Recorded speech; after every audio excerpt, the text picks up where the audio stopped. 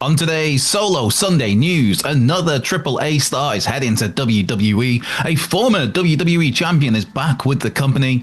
There's an update on AJ Styles' WWE status and a major AEW injury. It was all actually a lie. Hello and welcome to WhatCulture Wrestling, the Solo Sunday News. Myself, Andrew Pollard. I hope you're good. I hope you're well. I hope your weekend is treating you as well as possible. Right. Start things off today with a sprinkling of AAA and WWE news, and this time it involves Psycho Clown. Yes, there had been rumblings that Psycho Clown could be swapping AAA for WWE, and it now seems as if that is one step closer to properly happening. Now, of course, Psycho Clown worked the Worlds Collide event last month, where he was on the losing side of a six-man match against Legado del Fantasma.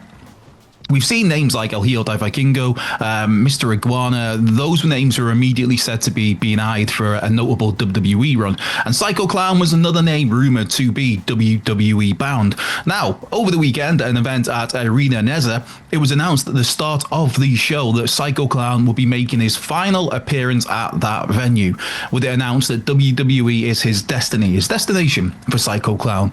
Later that night, he teamed with Hijo D. Dr. Wagner Jr. and Nino Hamburguesa against Psycho Circus, which is Murder Clown, Panic Clown, and Dave the Clown. Go on, Dave. This also comes on the heels of news last month that Psycho Clown was no longer taking any independent bookings, which is, of course, another indication that, yep, he's on his way to WWE. What that WWE move looks like, that remains to be seen, though, because obviously, I mean, he could still work for AAA in some capacity. It could just be purely on WWE.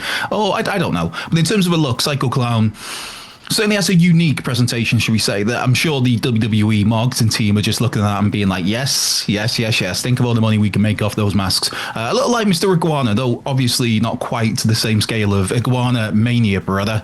For those maybe not too familiar with Psycho Clown, he's one of AAA's longtime franchise players, I guess you could call it, one of their very top stars, a true headline main event attraction.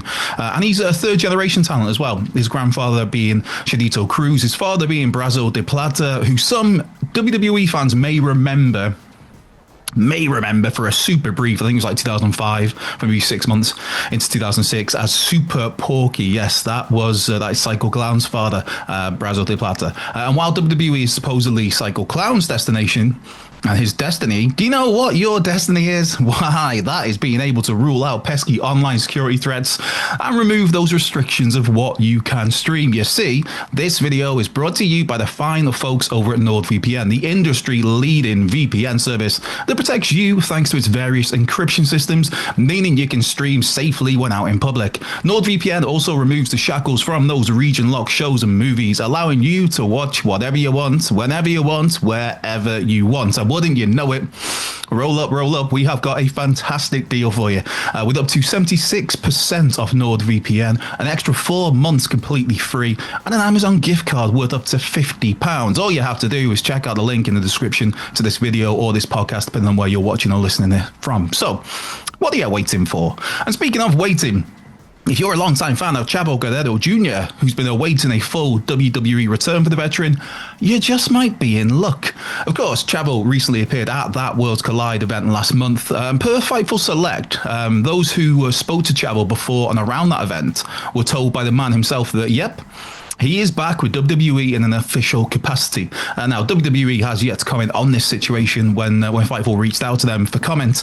But yes, it appears that Chavo is back in the fold. I mean, purely spitballing from me, you have to imagine Chavito could be a perfect fit to work with. That's kind of like that liaison between AAA and WWE. This is a member of Mexican wrestling royalty, a member of the legendary Guerrero family, someone with 30 plus years of experience, someone who has worked as a producer, as an agent, as a trainer, someone who knows how the WWE system works, being a two-time WWE tag champ, a four-time WWE cruiserweight champ, the ECW world champion, the WWE ECW, not for me, brother.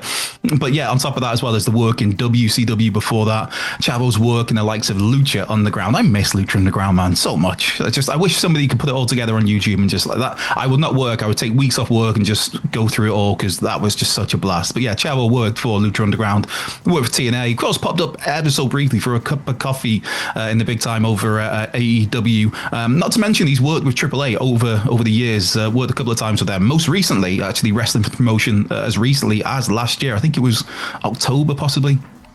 And yes, Chavo is still an active in-ring talent. His most recent match being a six-man tag for TNA back in March. And the dude is in just great shape still. So if WWE is looking for someone with knowledge of Lucha Libre, knowledge of AAA, knowledge of WWE and its systems, its methods, someone like Chavo Guerrero Jr. would just be an ideal fit. That seems like such a no-brainer to me. Again, though, that role is merely speculation from yours truly here. But either way, regardless of his role with WWE, Chavo has been telling people that he is, yes, back in the company. Right, so from one legend who's set to return to WWE, to one legend who's already there. In fact, you could even say, depending on what canon you follow of wrestling lore, you could even say that this legend currently has his eyes on Chavo's nephew. Yes, I am talking about AJ Styles. From Fightful Select, it's believed that the P1, Phenomenal One, has signed a one-year extension on his existing WWE deal, though the details are a smidge sketchy, uncertain at this point in time. Now, it was previously reported that AJ's deal was due to run out at some point in 2024. And then he got injured, and that's what's caused a little bit of confusion, because obviously sometimes WWE adds time onto contracts for injuries, especially notable lengthy injuries. Now, from sources close to Styles that Fightful has spoken to, they said he signed a one-year extension, though it's not known on when that extension was signed, or when, more importantly, it's due to expire, I guess. Fightful has reached out to WWE and AJ himself for clarification on all of this, but they've yet to receive anything back as of yet. Now, AJ Styles is very much a regular on Raw right now, where he's set to, as I kind of alluded to there, where he's set to face Dirty Dominic Mysterio for the Intercontinental Championship at some point, with Dom dealing with a rib injury that may or not simply be part of the story, which to me, I would say it is. But still, we've been getting some fun interactions between Styles and Mysterio lately, including Dom's doctor's note confirming that, yep, he's a punk ass, which that popped me way more than it should have done on this week's Raw. I am so easily amused. But as for the future of AJ Styles, I think we have to kind of take into account a few of the things he said before. He's previously said how he wants to end his in-ring career as a WWE superstar, and then also to look at possibly a role away from the ring with WWE. And he also said that he intends to retire from the ring before he turns 50. And despite being, no pun intended, in phenomenal shape, AJ recently turned 48 last month, I believe that was, which is just nuts when you look at the man and you look at what he can still do. But either way, we're seemingly in the end game of AJ Styles' career, and here he is regularly putting on great matches and always still capable of stealing the show. What a talent, man. What a career. What a legacy. What a history. But yes, when you think of AJ Styles, though, and you think of AJ Styles' greatest rivals, one name that immediately comes to mind is the fallen angel, Christopher Daniels. Nowadays work for AEW, of course. One notable part of Daniels' run with Tony Khan's promotion saw him suffer a freak eye injury that caused his eyeball to be permanently damaged, permanently discolored, permanently bloodshot. And no offense, it looked pretty darn gross. Well, wouldn't you know it, but it was all a cunning ruse. Yes, Daniels was simply faking it all along. Well, not quite all along, but anything past the first, 3 days was all fake. Now, Daniels revealed this during the recent appearance on Insight with Chris Van Vliet. Shout out to Chris, always does such an amazing job over there. Where Daniels, as he put it, newsflash, that was never real. Now, if you remember, this injury happened when SCU lost the Young Bucks. That was the match where if SCU lost, they were forced to go their separate ways. And during that match, Daniels was super kicked into the ring post by the Bucks, which left him with a pretty gnarly, legitimate black eye. And then the eye started to fill with blood. Again, all very real, all very legitimate.